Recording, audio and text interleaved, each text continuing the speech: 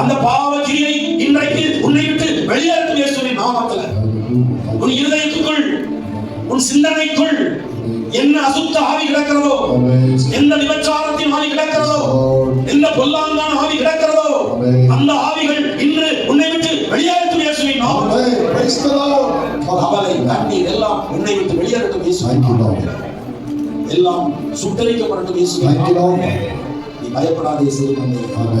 3ஆம் அதிகாரம் 10ஆம் வசனத்தில் சொல்லப்பட்டபடி அவர்கள் தங்கள் பொல்லாத வழியை விட்டு திரும்பினார்கள் என்று தேவன் அவருடைய கிரியையை பார்த்து தாம் அவர்களுக்கு செய்வேன் என்று சொல்லி இருந்த தீங்கை குறித்து மனஸ்தாபப்பட்டு அதை செய்யாதிருந்தார். நாம் தேவஜனமே, இவ்வளவு தீங்கு வந்து கொண்டிருக்கிறது, நீங்க பார்த்தீர்கள். அது உங்கள் வாழ்க்கையில வராதபடி மனஸ்தாபப்படுங்க. அந்த நினிவேவை போல பாவத்தை அறிக்கை செய்து விட்டுவிடுங்கள். கர்த்தருடைய வருகை சமீபமாக இருக்கிறது.